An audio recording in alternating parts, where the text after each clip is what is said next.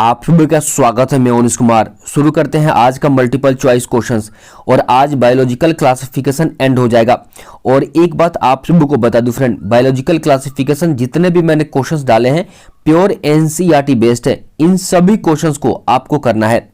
शुरू करते हैं। आज ये चैप्टर एंड हो जाएगा। 10-12 क्वेश्चंस वायरस पे बच गए थे, वो मैं अभी करा दूंगा। और आज ही next chapter plant kingdom start कर देंगे। तो शुरू करते हैं फ्रेंड। चैनल को सब्सक्राइब कर लें। और अभी मुझे आप सभी को 133 से कराना है। ये सभी क्वेश्चंस मैंने आप सभी को करा दिया है। अगर आप सभी ने नहीं किया है तो प्लेलिस्ट मैंने बना दिया है, प्लेलिस्ट में जाकर देख लें, वहां पे आप सभी को मिल जाएंगे। Question number 133, the protein coat of virus is called capsid, cosmid, capsomere, chromophore. आप सभी बताएं कौन सा आंसर करेक्ट होगा। अगर एनसीईआरटी आप सभी ने पढ़ा होगा तो 2 से 3 सेकंड में इसका जवाब दे देंगे। इसका ऑप्शन ए होगा capsid. 134, a bacteriophage is a option, a virus attacking a bacterium, B a bacterium attacking a virus, C a stage in a life cycle of bacterium, D a virus attacking another virus.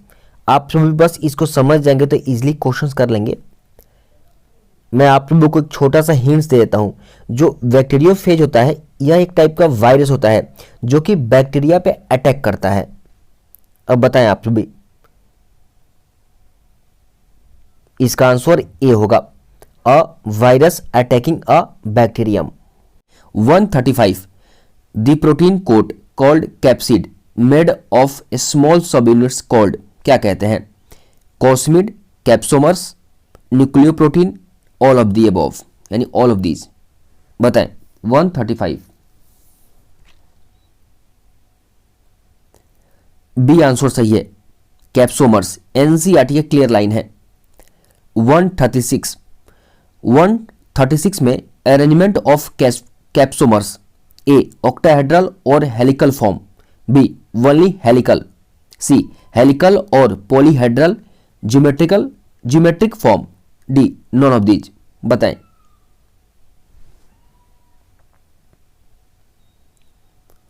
इसका answer C होगा, helical और polyhedral geometric form. 137, virus can cause influenza, Nigeria, Salmonella, all of these. बताएं।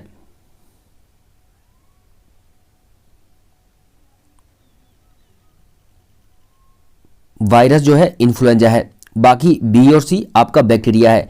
तो bacteria virus जो जो important है ना उनका नाम याद कर लेंगे, या मैं लिस्ट जारी कर दूंगा टेलीग्राम पे, ठीक है। कौन सा बैक्टीरिया इंपॉर्टेंट है, कौन सा वायरस जो आपको याद रखने हैं। और मुझे याद है मुझे एक और जारी करना है, बैक्टीरिया का जो प्रॉपर स्ट्रक्चर जारी करना है वो भी मैं आप सभी को जारी कर दूंगा। 138, select the incorrect statement. A in plant the symptoms can be dwarfing and stunted growth, B HIV caused by virus, C virus can cause herpes, smallpox, mumps and influenza, D bacteriophage are usually single stranded DNA। बताएं।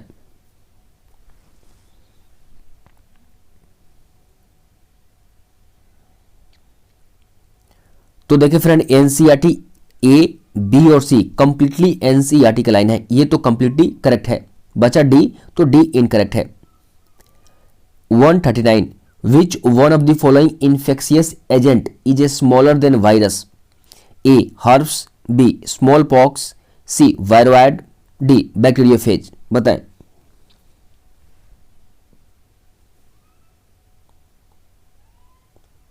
। 139 का सी होगा, NCERT का line है।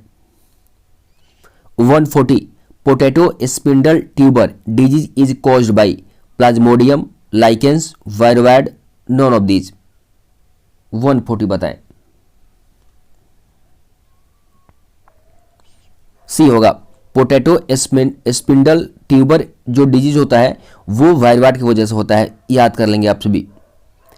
141, lack of protein coat is found in viroid, TMV, bacteriophage, none of these. बताएं। Lack of protein coat यानी capsid lack किस में होता है, ए वायरोइड में, ठीक है। तो वाइड वाइड से क्वेश्चन आते हैं, एक क्वेश्चन इनसे पढ़ लेंगे आप सभी। 142 में symbiotic association between algae and fungi are found in mycorrhiza, lichens, nostoc, azotobacter। बताएं आप सभी। 142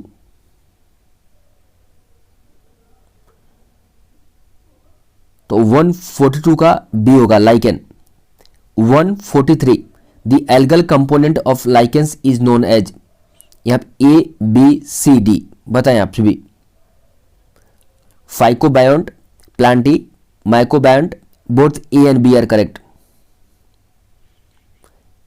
दी एल्गल कंपोनेंट, एल्गल कंपोनेंट जो लाइकन का होता है, नाम क्या कहते हैं इसका, बस नाम बताना है। एग्जाम में आया था, मुझे याद है ये पिछले साल आया था, 2019 में पूछा गया था आई थिंक। तो 143 का ए ऑप्शन सही है। अब बताएं 144 फंगल कंपोनेंट का नाम बताएं। एल्गी का मैंने बता दिया, अब फंगल का, दोनों एक साथ मैंने डाल दिया है ताकि आप सभी इसको भूले नहीं। तो इसका आंसर माइकोबायोंट होता है, ठीक है, ए होगा। तो फ्रेंड 144 ही क्वेश्चंस आप सभी का बायोलॉजिकल क्लासिफिकेशन का था। 144 कंप्लीटली एनसीईआरटी है। अगर इतना ही कर लेते हैं और प्लस प्रीवियस ईयर भी आप सभी एक बार देख लेंगे। देखिए फ्रेंड, मैं एनसीईआरटी प्रॉपर फोकस करता हूं, तो एनसीईआरटी ये कर ले और आप सभी प्रीवियस ईयर कर लेंगे। आपका मैं डेफिनेटली आज मैं बता दूं कि 360 में 350, 340, 360 बन जाएगा आपका, डेफिनेटली बन जाएगा, एक भी क्वेश्चन गलत नहीं होगा। तो आप सभी फोकस करें। अब स्टार्ट करते हैं हम लोग नेक्स्ट चैप्टर, प्लांट किंगडम। तो प्लांट किंगडम का पहला question, natural system of classification is based on A external and internal feature, B ultra structure and anatomy, C embryology and phytochemistry, D all of the above. बताएं।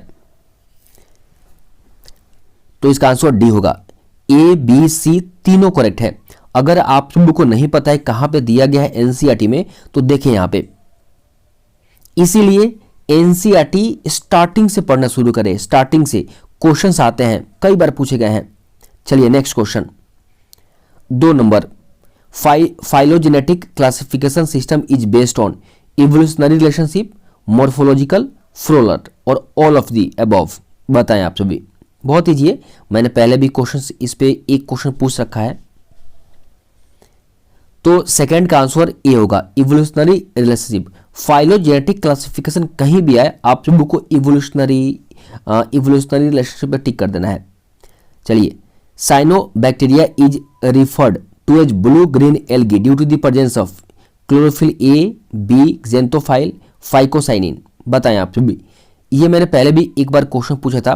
तो इस chapters में cyanobacteria है, इसमें starting में ही है चैप्टर के, तो मैंने यहाँ पे क्वेश्चन डाल दिया है ताकि एक बार रिकॉल हो जाए। तो 3 का आंसर ए होगा, chlorophyll A. Next 4 number, cytotaxonomy is based on A chemical constituents, B morphological character, C structure and behaviour of chromosome, D A and B.